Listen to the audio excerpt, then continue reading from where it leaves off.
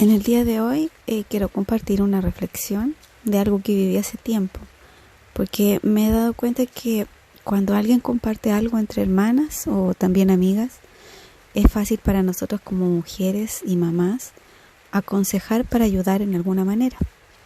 Así que creo que esta meditación puede ser útil. Hace años una hermana se me acercó muy triste. Me quería contar algo que le preocupaba. Creo que cuando no buscamos descubrir algún asunto y el Señor permite que llegue a nuestros oídos es por alguna razón.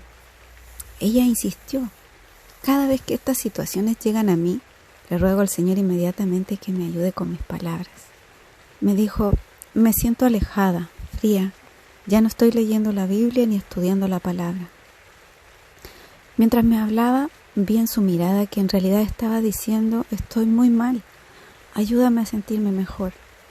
Analicé rápidamente la situación, pues teníamos poco tiempo para esta conversación y sin preguntar más allá, la tranquilicé diciéndole que las emociones o sentimientos están sujetos a las circunstancias y a situaciones que estamos viviendo, pero que son pasajeras, o también a situaciones biológicas como el tema de las hormonas, pero que lo importante no era tanto el cómo emocionalmente se sentía, que no se afligiera, porque sobre eso estaba la realidad de nuestra pertenencia a Cristo, que tenía que perseverar en su amor, que no dejara de leer la Escritura, y le hablé de la importancia de volvernos a levantar todas las veces necesarias, pues lo que Él ha hecho en nosotras es lo real, y que nada nos podrá separar del amor de Dios que es en Cristo Jesús.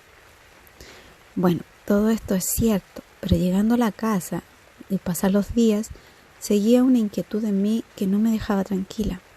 Más todavía crecía y me obligaba a pensar una y otra vez en ello. Meditaba en las palabras que me compartió y finalmente descubrí que ese sentimiento que me describía no se ajustaba específicamente a ninguno de estos dos casos que yo le había dicho, sino a otro mucho más importante. En realidad, al más importante, y que tendría que ser nuestro primer punto a tener en cuenta en un contexto así. Esto es lo primero. Cuando venga un sentimiento de frialdad hacia nuestro Dios, nos suceda a nosotros o a otro, cuando no queremos leer su palabra, o se evita orar, o por el contrario se está llenando con otras cosas que silencian ese sentimiento, que incluso pueden parecer cosas piadosas. Cualquier síntoma, si podemos llamarlo así, que muestre un distanciamiento de nuestra comunión con el Señor, no debemos dar un consejo con la dirección de calmar o sacar de ese estado de angustia, aun cuando sea nuestra primera reacción. Debemos llevar a la otra persona o a nosotras mismas a hacer un autoexamen en oración, buscando ser sinceras con aquel que todo lo sabe, para que se nos muestre la razón de esto. Esto es lo primero, si no, uno podría provocar que este sentimiento, como le llamamos, disminuya y se desestime la importancia de buscar lo que lo está causando. Después de analizar estos puntos, está más claro. Ese sentimiento es altamente probable que esté advirtiendo que algo está mal espiritualmente. Es como cuando uno tiene una enfermedad y todo lo que podemos enumerar se ajusta a un diagnóstico conocido. Por lo tanto, en este caso, lo peor es tranquilizar, entre comillas, al otro. Es mejor redireccionar esa preocupación a tener un tiempo de escuchar con especial atención al Señor. Hay momentos en que uno pasa dificultades y se desata una batalla interna de fe, pero existe una conversación constante con nuestro Padre. Hay preguntas, hay una búsqueda, un tiempo incluso de mayor cercanía. Pero esto es diferente, es un alejamiento. Así que preguntémonos primero, ¿es ese sentimiento el Espíritu Santo advirtiendo de algún pecado en nuestras vidas? Los síntomas apuntan en esa dirección. Miremos el versículo de Juan 3:20, dice, porque aquel que hace lo malo aborrece la luz y no viene a la luz para que sus obras no sean reprendidas. Este versículo nos muestra cómo era nuestra antigua naturaleza, Pero también, como sabemos, aún existen vestigios de carnalidad que actúan en contra de lo que quiere el Espíritu, contra los cuales debemos luchar. Así dice en Gálatas 5:17, porque el deseo de la carne es contra el Espíritu, y el del Espíritu es contra la carne, y estos se oponen entre sí para que no hagáis lo que quisierais. Al tranquilizar esa angustia o preocupación, podemos estar trabajando en contra del Espíritu Santo, y más bien estorbando que ayudando. Nadie que entienda el valor del arrepentimiento tendrá en poco este asunto. Sabemos que quien nos convence de pecado es el Espíritu Santo. Eso lo leemos en Juan 16:8. Entonces es Él y su actuar la persona más importante en este asunto. Desgraciadamente la palabra arrepentimiento suena como negativa, sobre todo si alguien se atreve a insinuar que debemos hacerlo. Obviamente implica que algo malo hemos hecho, y esto trae una confrontación que se debe asumir. Poner atención o rechazar es una actitud que revela en gran parte cómo estamos espiritualmente. Por otro lado, desde que se produce ese remover interno que nos muestra que tenemos un pecado, que hubo algo que no debíamos hacer o decir, es un momento único de misericordia, donde vemos el milagro de ser convencidas y de responder positivamente a la advertencia. Hay tanto que debe suceder para llegar a esto. Doblegar el orgullo, escuchar sin estar a la defensiva, entender lo que el Señor ve desde su punto de vista, estar de acuerdo con Él, vencer las autojustificaciones, entender que lo que Él anhela en nosotras, eso es lo mejor, reconocer que uno está mal y, como el original de la palabra claramente lo indica, tomar el rumbo que se traía, en este caso hacia el pecado, y cambiarlo completamente en sentido contrario, o sea, a Dios. Metanoia implica cambio de mente, pero un cambio de mente que provoca un cambio de conducta. Esto solo puede ser una obra del Espíritu Santo. En Romanos 2:4 dice: ¿o menosprecias las riquezas de su benignidad, paciencia, longanimidad, ignorando que su benignidad te guía al arrepentimiento? Es su benignidad la que nos guía al arrepentimiento. Es nuestro Dios ayudándonos en todo. El arrepentimiento es el primer paso para recibir a Cristo en nuestra vida. Desde ese momento, el Espíritu Santo está en nosotras. En la Escritura se nos llama santos, en el sentido de estar apartados. Sin embargo, sabemos que la santificación es un camino que dura toda la vida. Entonces es obvio que el arrepentimiento debe ser también una constante en este proceso. En Filipenses 1:6 dice: el que comenzó en vosotros la buena obra, la perfeccionará hasta el día de Jesucristo. Experimentar el arrepentimiento, aunque en un principio haya dolor por la falta, por otro lado muestra que hemos sido obedientes a ese convencer del Espíritu Santo, que somos objeto de la misericordia de Dios y de su cuidado, y eso nos debe llenar de gratitud hacia Él. Y esa misma gratitud es también lo que nos mantiene queriendo agradar a nuestro amado y estar atentas a su voz, porque entendemos que Él nos ama más que nadie. En Romanos 8:14 dice: porque todos los que son guiados por el Espíritu de Dios, estos son hijos de Dios. El arrepentimiento da paso a nuestra restauración.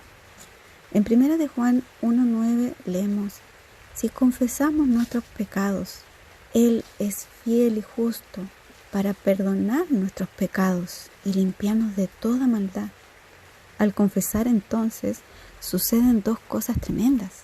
Recibimos el perdón de nuestro pecado y además somos limpiadas. A todo esto le llamamos gracia. Él nos da lo que no merecemos y solamente por amor. Gracias al Señor por esto. Bueno, el arrepentimiento, el confesar una falta, el pedir perdón, no es tanto un asunto sobre a quién se ha dañado. Por supuesto que también lo es. Pero en primer lugar, la ofensa es contra nuestro Dios. Lo vemos claro cuando David pecó con Betsabé. En el Salmo 51:4 dice: contra ti solo he pecado y he hecho lo malo delante de tus ojos, para que seas reconocido justo en tu palabra y tenido por puro en tu juicio. Entonces lo que realmente se está presenciando, cuando movido por la tristeza que es según Dios, como dice en 2 Corintios 7:10, alguien, seamos nosotras u otra persona, pide perdón o está en un momento de arrepentimiento, es un actuar del Espíritu Santo en ese momento y en ese lugar, algo maravilloso. Por lo tanto, debemos tener cuidado en nuestras respuestas, en nuestros consejos. Podemos detectar que hay un conflicto, pero no sabemos todo lo que involucra. Así que edifiquemos, ayudemos, pero entendiendo nuestra propia debilidad, permaneciendo en oración para poder ser dirigidas en nuestro actuar. Por último, hay otro punto a considerar en este asunto. Miremos a los amigos de Job para no caer de alguna manera en este error. Aquí hay una gran advertencia. Ellos también están frente a una situación que realmente no saben qué sucede. Tenemos a Job pasando un montón de pruebas fuertísimas y luego le escuchamos decir que mejor no hubiera nacido. Ellos miran la situación externa y sacan una conclusión que dieron por cierta e insistieron en eso. Para ellos Job había pecado, por eso estaba en esa situación. Aunque al principio se compadecieron, durante todo el resto del libro responden condenatoriamente a las palabras de Job. Elifaz dice en Job 4, del 6 al 7, ¿no es tu temor a Dios tu confianza? ¿No es tu esperanza la integridad de tus caminos? Recapacita ahora, ¿qué inocente se ha perdido? ¿Y en dónde han sido destruidos los rectos? Job responde, ¿cuán eficaces son las palabras rectas? Pero, ¿qué reprende la censura vuestra? ¿Pensáis censurar palabras y los discursos de un desesperado que son como el viento? Eso sale en Job 6, del 25 al 26. Job habla desde su dolor. ¿Cuántas veces hemos escuchado palabras así en medio de la desesperación, pero que son solo como el viento? ¿Podemos diferenciar cuándo es solo un decir o cuándo es realmente una verdad en la boca de alguien? Probablemente en una relación de amistad cercana podríamos, pero es mejor tener cuidado y no caer en emitir un juicio, menos condenar, sino dolerse, consolar, orar. En Job 16, del 1 al 5, dice, respondió Job y dijo, muchas veces he oído cosas como estas. Consoladores molestos sois todos vosotros. ¿Tendrán fin las palabras vacías? ¿O qué te anima a responder?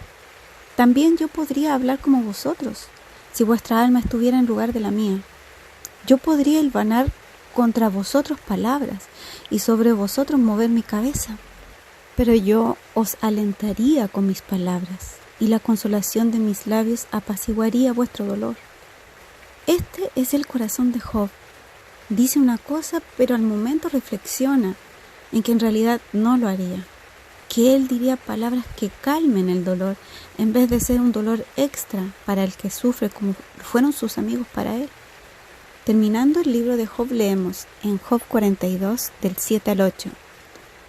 Y aconteció que después que habló Jehová estas palabras a Job, Jehová dijo a Elifaz temanita, mi ira se encendió contra ti y tus dos compañeros, porque no habéis hablado de mí lo recto, como a mi siervo Job. Ahora pues, tomaos 7 becerros y 7 carneros, e id a mi siervo Job, y ofreced holocaustos por vosotros, y mi siervo Job orará por vosotros, porque de cierto a él atenderé para no trataros afrentosamente, por cuanto no habéis hablado de mí con rectitud, como mi siervo Job. Notemos que Job aún está en su estado calamitoso cuando los amigos deben acudir a él para que interceda ante Dios por ellos, pues Dios está airado contra ellos. La situación ha cambiado totalmente. Qué errado fue condenar a Job, dando consejos a su parecer sabios y espirituales, para finalmente quedar presos en sus propias palabras. Estos últimos versículos nos dicen que pecaron contra Dios, tal como vimos en el Salmo 51. Y es una lección a tener muy presente cada vez que nos encontremos en circunstancias similares. Por otro lado, lejos de decidir callar, debemos aprender a traer palabra de Dios a momentos así, lo que obviamente implica pasar tiempo en ella, conocerla, aplicarla. Estamos llamadas a hablar la verdad en amor y orar para que el Espíritu Santo actúe en esa persona y en nosotras. Para terminar la historia del principio, conversamos nuevamente del asunto y en efecto había un pecado que gracias a Dios fue perdonado y limpiado. Escribí esto en mi cuaderno de anotaciones para recordar que cuando le damos la real importancia a nuestra vida de fe, todo tiene un sentido y un propósito. Estemos en constante lectura de su palabra, aprendiendo, entendiendo las situaciones para poder aplicarla. La palabra de Dios no es solo teoría, lo sabemos, es vida.